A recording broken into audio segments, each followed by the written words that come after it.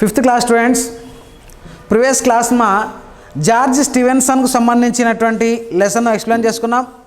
మిగతా సగభాగం ఈ పాఠంలో ఇప్పుడు చెప్పుకుంటాం. జార్జ్ స్టీవెన్సన్ తన యొక్క చెల్లెలైనటువంటి నెల్కు ఒక హ్యాట్ కొనుక్కోవాలని చెప్పేటువంటి ఉద్దేశంతో ఒక షాప్ దగ్గరికి వెళ్ళారు. షాప్లో ఉండేటువంటి ఆ యొక్క హ్యాట్స్ అనేటువంటివి డిఫరెంట్ కలర్స్లో ఉండేటువంటి, అంటే రకరకాలైనటువంటి షేప్స్లో ఉన్నాయి, డిఫరెంట్ కలర్స్లో ఉన్నాయి. తర్వాత ఆ అమ్మాయికి ఇష్టమైనటువంటి ఒక టోపీని తీసుకున్నది. కానీ తన యొక్క పర్సులో ఉండేటువంటి డబ్బంతా ఇచ్చినప్పటికీ ఇంకా ఎంత బాకీ ఉన్నాడు స్టీవెన్సన్ షాప్ అతనికి 15 పైసలు బాకీ పడినాడు. కమ్ పడ్ గయా థా.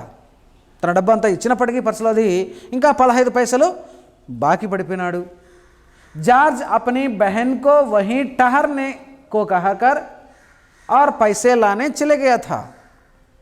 తన యొక్క చెల్లెలైనటువంటి నెల్ను షాప్లో నువ్వు ఇక్కడే ఉండు మా కొద్దిసేపు అంటూ అక్కడ ఆపి ठहरने के लिए कहा और पैसे लाने के लिए बाहर चले गया था. మరి మిగతా డబ్బులు 15 పైసలు బాకీ ఉంది కదా, ఆ బాకీ డబ్బులు తీసుకొస్తా అని చెప్పేసి బయటికి వెళ్ళాడు జార్జ్ స్టీవెన్సన్. షాప్లోనే ఉండిపోయింది నెల్. నెల్ ने बहुत देर तक జార్జ్ की राह देखी.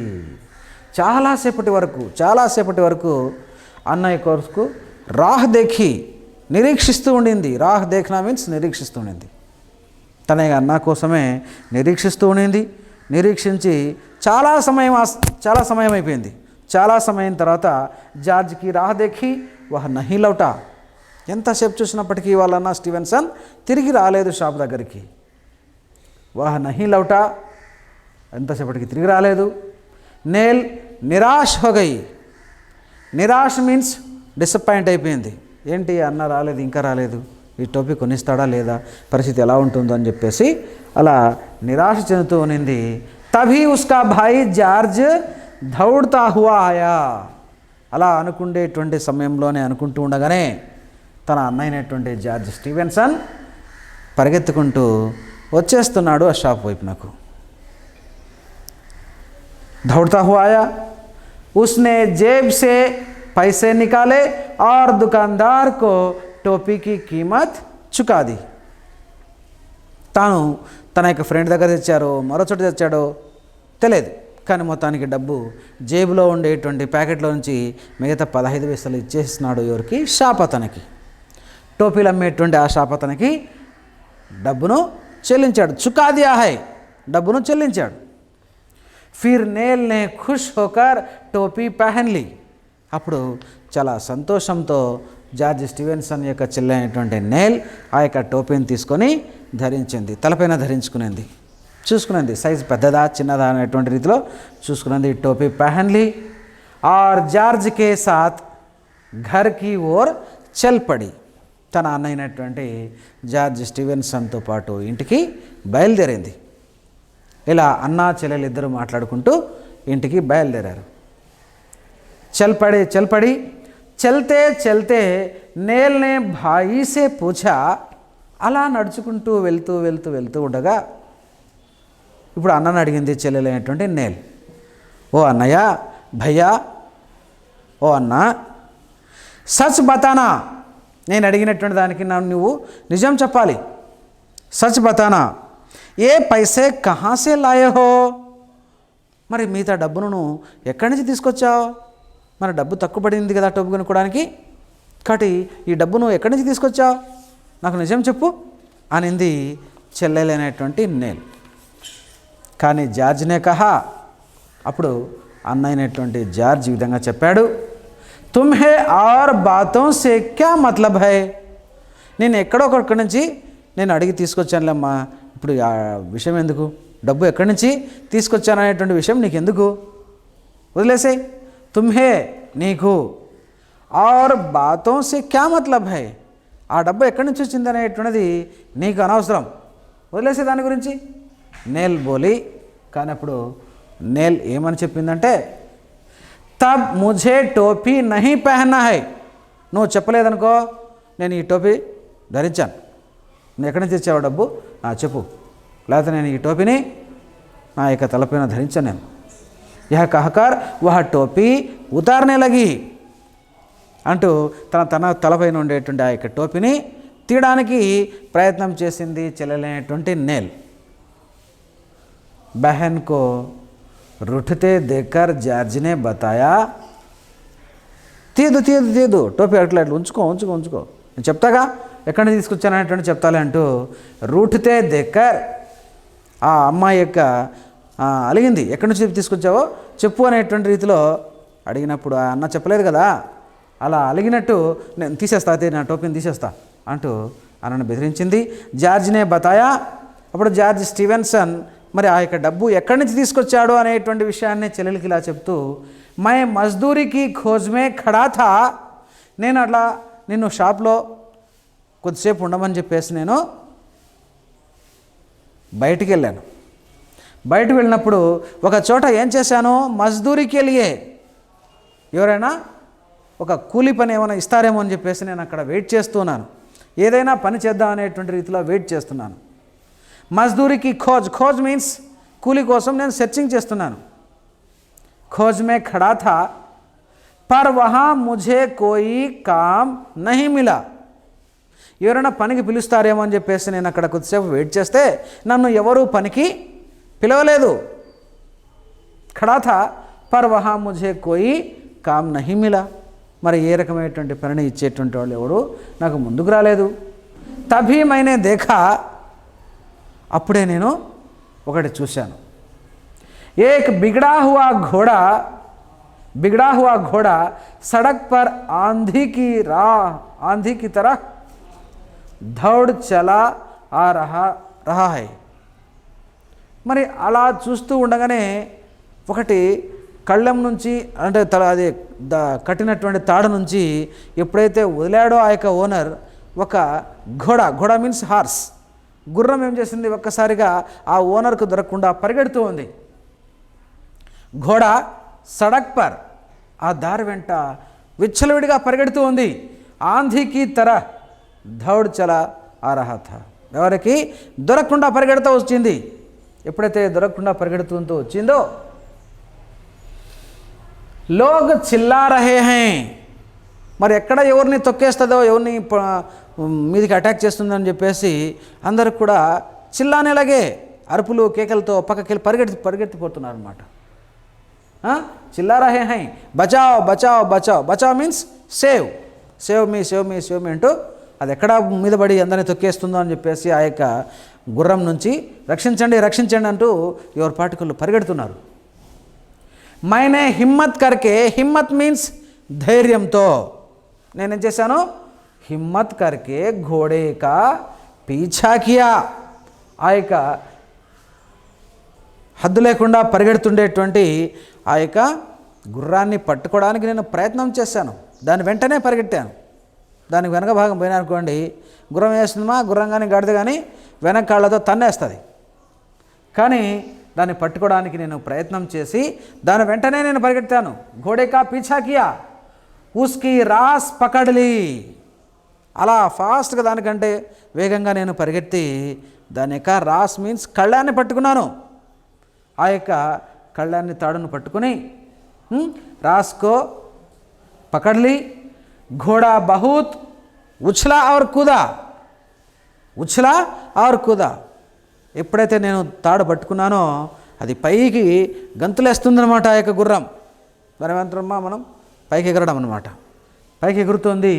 ఉछल कूदा पर मैंने भी రాస్కో నా छोड़ा, అది ఎంత ఎగిరినప్పటికీ పైకి గంతులేస్తున్నప్పటికీ నేను దాని యొక్క పట్టుకొని ఆ తాడును వదలకుండా గట్టిగా పట్టేసుకున్నాను.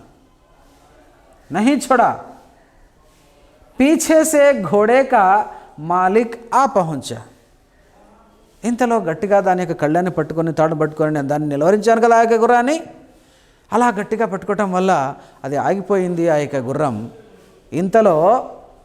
ఇంతలో పీచేసే ఘోడే కా మాలిక్, ఆ గుర్రపు యజమాని, ఓనర్, ఆ గుర్రం యొక్క యజమాని మాలిక్ ఆ పహుంచా, ఆ యొక్క గుర్రం యొక్క యజమాని అక్కడికి వచ్చాడు.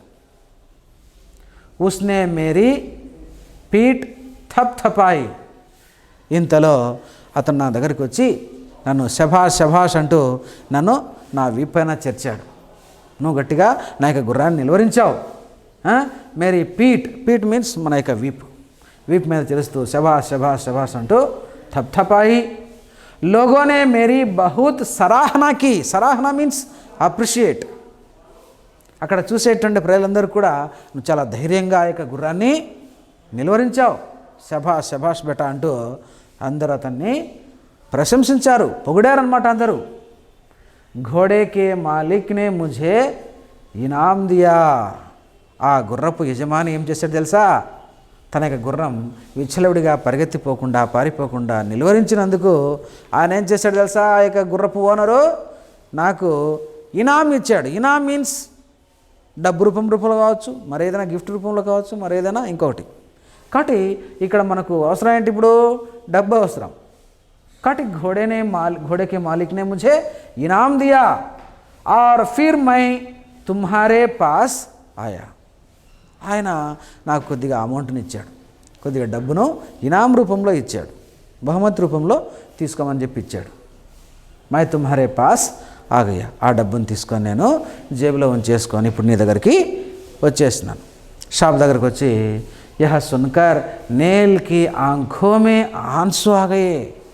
ఓ, ఈ టోపీ కొనుక్కోవడానికి ఇంత కష్టం చేసావా అన్నయ్యాను, ఇంత సాహసం చేసావా నా కోసం, ఇంత కష్టం చేసావా అని చెప్పేసి బాధపడినటువంటి ఆ యొక్క చెల్లెలు యొక్క సంతోషం కోసం ఆ యొక్క అన్న చేసినటువంటి సాహసాన్ని విని కళ్ళ వెంట కన్నీళ్ళు జాలువారాయి. ఆంఖోసే, కళ్ళ నుంచి, ఆన్సు టియర్స్, కన్నీళ్ళు అనేటువంటివి జాలువారాయి. వహ బోలి, అప్పుడు ఆ అమ్మాయి చెప్పింది, భాయి హోతో ఏసా హో, అన్నంటే ఇలా ఉండాలి. భాయి హోతో ఏసా హో, అన్నంటే ఇలా ఉండాలి. భాయి హోతో, అన్న అనేటువంటి వాడు ఉన్నట్లయితే ఇలా చెల్లెల్ని అల్లారు ముద్దుగా చూసుకునేటువంటి వాడు, గొప్పగా చూసుకునేటువంటి వాడు, మహారాణిలా చూసుకునేటువంటి వాడు, ఆ చెల్లెలి యొక్క బాధను పోగొట్టేటువంటి వాడుగా ఉండాలి. ఓకేనా? భాయి హోతో ఏసాహో, ఇలా ఉండాలి అన్నంటే అంటూ ఒక్కసారిగా నవ్వుతూ అన్నను చెల్లెలు కూడా పొగిడింది. ఓకేనా? కాబట్టి జార్జ్ స్టీవెన్సన్ బాల్యంలోనే ఇంత ధైర్యంగా ఉండేటువంటి వాడు, అంత ప్రేమను చూపించేటువంటి వాడు, తన యొక్క ఆత్మీయుల పట్ల అంత ప్రేమను చూపించేటువంటి వాడు, ఈ విధంగా తోటి వారికి సహాయపడేటువంటి వాడు. అలా పెరిగి పెద్దవాడైనటువంటి జార్జ్ స్టీవెన్సన్ పెరిగి పెద్దవాడైన తర్వాత తనకుండేటువంటి పరిజ్ఞానంతో, తనకుండేటువంటి తెలివితేటలతో రైలు ఇంజన్ను కనుక్కున్నాడు. ఏ విధంగా ఆవిరి చేత నడిచేటువంటి భాప్ మీన్స్ ఎవాబరేషన్ అంటాం కదా మనం, ఆవిరి. ఆ యొక్క ఆవిరితో యంత్రాన్ని ఎలా నడపవచ్చు అనేటువంటి దాంతో తనకుండేటువంటి నాలెడ్జ్ చేత ఆ ఆవిరి యంత్రాన్ని, రైలు ఇంజన్ని మొట్టమొదటిగా ఆవిరి యంత్రంగా తయారు చేశాడు. ఆ యొక్క రైలు ఇంజన్ను కనిపెట్టాడు. మొట్టమొదటిగా స్టీవెన్సన్ కనిపెట్టిన స్టీమ్ ఇంజన్ కనిపెట్టాడు. అలాంటి రైలు ఇంజన్ను కనిపెట్టాడు. తర్వాత వచ్చేసి కాలాంతరంలో దాంట్లో ఎన్నో మార్పులు వచ్చాయి. తర్వాత బొగ్గుతో మనం లోపల నుంచి ఖనిజం రూపంలో తీస్తాం కదా, రాక్షసి బొగ్గు అని, గట్టిగా ఉండేటువంటి బొగ్గు, మన ఇళ్లలో మొహం దొరుకునే బొగ్గు కాదు, ఖనిజాల్లో ఉంటుంది. ఖనిజం రూపంలో భూమి లోపలి పొరల్లో నుంచి తీసేటువంటి ఆ బొగ్గు నుంచి మళ్ళీ బొగ్గు ఇంజన్ నడిపేయడం అనేటువంటి తర్వాత టెక్నాలజీ మారింది. తర్వాత డీజిల్తో నడిచేటువంటి ఇంజన్స్, రైల్ ఇంజన్స్ అనేటువంటివి వచ్చాయి. ఆ తర్వాత చూసినా ఎలక్ట్రిసిటీకి సంబంధించినటువంటి ఇప్పుడు ఎలక్ట్రిసిటీ ట్రైన్స్ అనేటువంటి నడుస్తున్నాయి. అంతే టెక్నికల్గా మనం చాలా ఇంప్రూవ్ అవుతూ వచ్చాం. సాంకేతిక పరిజ్ఞానం అనేటువంటిది ఎంతెంతో ముందుకు అధునాతనమైనటువంటి సాంకేతిక పరిజ్ఞానాన్ని జోడించుకుంటూ ఆ రోజు స్టీవెన్సన్ నిర్మించినటువంటి ఆవిరి యంత్రాన్ని నుంచి బొగ్గు ఇంజన్గా మారింది. బొగ్గు ఇంజన్ నుంచి డీజిల్ ఇంజన్గా మారింది. తర్వాత పెట్రోల్ ఇంజన్గా మారుతూ వచ్చింది. తర్వాత ఇప్పుడు ఎలక్ట్రిసిటీ సప్లై అనేటువంటివి స్తంభాలు అనేటువంటి ట్రాక్ పొడవునా ఉంటాయి. ఎంత దూరం పోవాలనో, మద్రాసు నుంచి ఢిల్లీ వరకైనా, పంజాబ్ వరకైనా, మొత్తం యావత్ భారతదేశంలో అనేక చోట్ల ఇప్పుడు ఎలక్ట్రిసిటీతో నడిచేటువంటి రైలు ఇంజన్లే మనం ఎక్కువ చూస్తూ ఉంటాము. ఎప్పుడైనా రైల్వే స్టేషన్కి వెళ్తే చూడండి, దానికి ఒక కడ్డీ లాంటిది ఉంటుంది, అలా రాసుకుంటూ వెళ్ళిపోతూ ఉంటుంది అనమాట. ఆ విధంగా కరెంట్ అనేటువంటి దానికి పాస్ అవుతూ ఉంటుంది, ఇంజన్ ముందుకు వెళ్ళిపోతూ ఉంటుంది. దానికి ఎన్నో రైలు బాగా పెట్టెలనేటువంటి బాక్సెస్ అనేటువంటివి ఉంటాయి. ఒక 20, 30, 15, 20 ఉంటాయి. గూడ్స్ ట్రైన్స్ అలాగే నడుస్తాయి. ఇంజన్కు అటాచ్ చాలు, మిగతా అన్ని గూడ్స్ ట్రైన్స్ కావచ్చు, తర్వాత ప్రయాణికులకు సంబంధించినటువంటి భోగిలు కావచ్చు, అలా వెళ్ళిపోతూనే ఉంటాయి. కాబట్టి ఆ యొక్క రైలుకు సంబంధించినటువంటి టెక్నాలజీని మొట్టమొదటిగా అందించినటువంటి వాడు, రైలు అంటే ఇలా నడుస్తుంది, ఈ రకమైనటువంటి టెక్నాలజీతో రైలు యొక్క రూపకల్పన మొట్టమొదటిగా చేసినటువంటి వాడు జార్జ్ స్టీవెన్సన్. ఆవిరి యంత్రాన్ని తయారు చేశాడు. ఓకే, ఈ విధంగా వచ్చేసి మనకు ఈ లెసను పరిసమాప్తమైంది. కాబట్టి అన్నంటే ఎలా ఉండాలి, చెల్లెల్ని ఎలా చూసుకోవాలి, ఎలాంటి ఆవిష్కరణ చేయాలి, జీవితంలో ఎలా పైకి ఎదగాలనేటువంటిది జార్జ్ స్టీవెన్సన్ యొక్క కథే ఒక చిన్న ఉదాహరణగా మనకు ఇక్కడ ఇవ్వటం జరిగింది. ఈ లెసన్ను 1-2 సార్లు చదవండి. చెప్పినటువంటి పాఠాన్ని 4 సార్లు చదివినట్లయితే ఇంకా ఏదైనా అర్థం కాదు, తర్వాత క్లాస్లో చెప్పుకుంటాం. ఓకేమ్మా, బాగా చదివండి. Okay, bye.